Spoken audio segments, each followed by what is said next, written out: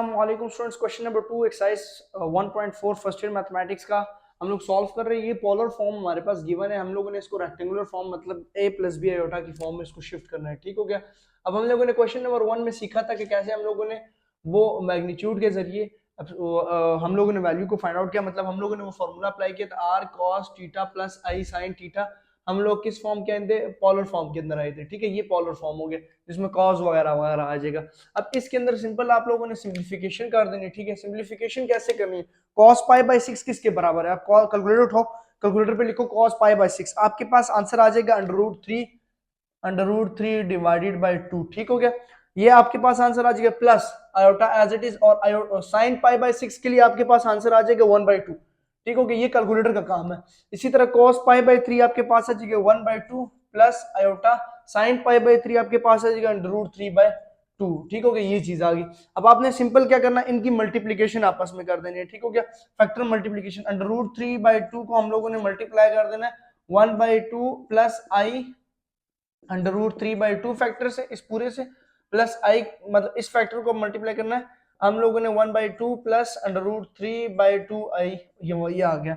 अब हमारे पास under root 3 divided by 4 plus under root 3 और अंडर रूट 3 परफेक्ट स्क्वायर बन जाएगा, तो 9 की बजाय सॉरी अंडर रूट 3 और अंडर रूट 3 हो जाएगा सिर्फ 3 डिवाइडेड बाई 2 2 जार 4 आई आ जाएगा। ठीक हो गया, प्लस 1 1 जार 1 डिवाइडेड बाई 4 आई, और प्लस आई आई आई स्क्वायर मतलब आयोटा स्क्वायर, और अंडर रूट 3 डिवाइडेड बाई 4। ठीक हो गया, आयोटा स्क्वायर की जगह आप लोग वो लिख सकते हैं अंडर रूट 3 4 प्लस 3/4 आई प्लस 1/4 आई। ये सिंप्लीफाई करना है, इसको करते हैं अगले स्टेप में या इसी स्टेप में कर लेते हैं, मतलब सिंप्लीफिकेशन है। 4 एलसीएम 3i प्लस 1i। ठीक हो गया, प्लस आयोटा स्क्वायर की जगह -1 under root 3/4।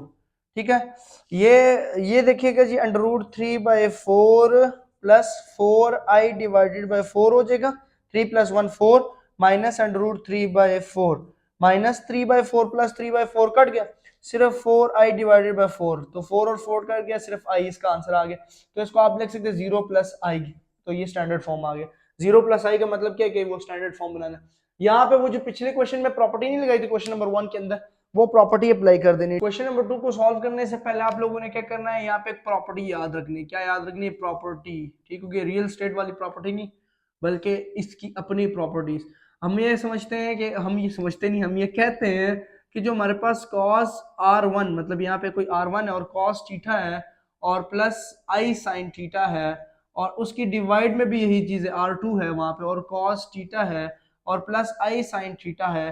So we can write this जी अपने पास, यहाँ पे हम लिख सकते हैं r cos theta 1 minus theta 2। ठीक है, ब्रैकेट क्लोज, और यहाँ पे plus i sin theta 1 minus theta 2 bracket close, और ये चीज आ गई। ठीक हो गया। अब स्टूडेंट्स अगर हम अपने सवाल की तरफ नोट करें तो यहाँ पे cos थीटा भी है, लेकिन प्लस की जगह माइनस है, उसका भी हल निकालता हूँ। आई की जगह आई है, साइन थीटा है, तो हम ये चीज लिख सकते हैं। लेकिन स्टूडेंट इससे पहले आप लोगों ने याद रखा था, हमने पिछले सवाल में एक चीज की थी, हमने ये कहा था कि अगर हमारे पास साइन थीटा एंगल के अंदर है माइनस साइन, तो हम उसको माइनस साइन थीटा लिख सकते हैं, और अगर कॉस माइनस थीटा है तो हम उसको पॉजिटिव लिख सकते हैं। ये ट्रिग्नोमेट्रिक आइडेंटिटी थी। ठीक है, अब मैं अपने जो है साइन थीटा की जगह अगर मेरे पास साइन माइनस पाई बाई 6 कर दूं, तो वो मेरे पास माइनस साइन पाई बाई 6 है। मतलब कि अगर मैं माइनस पाई बाई 6 की जगह एंगल में साइन पाई बाई 6 लिखता हूं तो नो प्रॉब्लम। और इसी तरह अगर मेरे पास कॉस की जगह क्या है, कॉस माइनस पाई बाई 6 है, तो उसकी जगह मैं पॉजिटिव cos पाई बाई 6 लिख सकता हूँ। इट्स मीन कि अब मैं अपने एंगल के अंदर माइनस को इन्वॉल्व कर दूंगा। इधर तो पूरा का पूरा सवाल आ गया, तो मैं इसको इस फॉर्म के अंदर r1 divide by r2, sorry. So r1 क्या है 1 और r2 क्या है 2। ठीक है, ये 1 है और ये 2, मतलब ये कुछ भी नहीं लिखा था साथ, तो मैंने लिख लिया, ब्रैकेट में लगा दूंगा। ठीक है, या ब्रैकेट एक 1/2, क्योंकि ब्रैकेट आएगी ना यहाँ पे, r1 और r2 जो है वो दोनों से मल्टीप्लाई होगा ना, तो r1 और r2 चूंकि ब्रैकेट के बाहर है। ठीक है क्या, सॉरी टू से।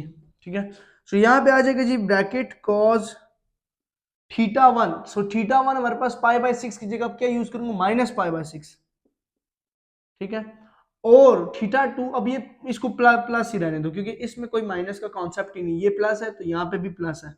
हमारा प्रॉब्लम यहाँ से क्रिएट हो रहा था, मैंने इसको प्लस बनाने के लिए क्या किया कि इस माइनस को यहाँ पे लिख दिया। ठीक हो गया, ये चीज bracket close plus i sine theta 1 की जगह पाई बाय 6 की जगह मैं क्या लिखूंगा, मतलब माइनस पाई बाय 6 की जगह माइनस पाई बाय 6 और नीचे प्लस पाई बाय 3। कुछ समझ आई है कि नहीं आई है इस कॉन्सेप्ट की? मतलब कि अगर मैं एक उस जगह को रिमूव करके ना ये जगह रिमूव करता हूँ, यहाँ पे एक चीज समझो, इस सवाल को ना हम लोगों ने ये कर दिया, ठीक है। इस सवाल को मैंने असल में cos माइनस पाई बाय 6, क्योंकि cos minus pi by 6 cos pi by, यहाँ पे मैंने कर दिया प्लस और iota sine minus pi by 6 divided by as it is 2 cos pi by 3 plus i sine pi by 3। ऊपर वाली मैंने छेड़खानी कर दी, क्योंकि ऊपर वाला अगर सिंप्लीफाई करे वापस वो चीज बन जाएगी, क्योंकि मुझे वो ट्रिग्नोमेट्रिक आइडेंटिटी लगानी थी। क्योंकि मुझे ये पता है कि जो साइन माइनस थीटा है ना एंगल के अंदर, वो माइनस साइन थीटा के बराबर है, क्योंकि यहाँ पे माइनस तो फॉर्मूले प्रॉपर्टी के अंदर प्लस था इसलिए, ठीक है। अब इसको सिंप्लीफाई करेंगे, 1/2 ब्रैकेट कॉस, इसकी सिंप्लीफिकेशन मतलब एलसीएम वगैरह सेम कर रहे हैं, सारा कुछ करें तो ये आ जाएगा जी माइनस पाई बाय 2। कैलकुलेट, ये आप लोग सिंप्लीफाई खुद करो। अच्छा, साइन इसकी भी सिंप्लीफिकेशन खुद करेंगे तो ये आ जाएगा माइनस पाई बाय 2,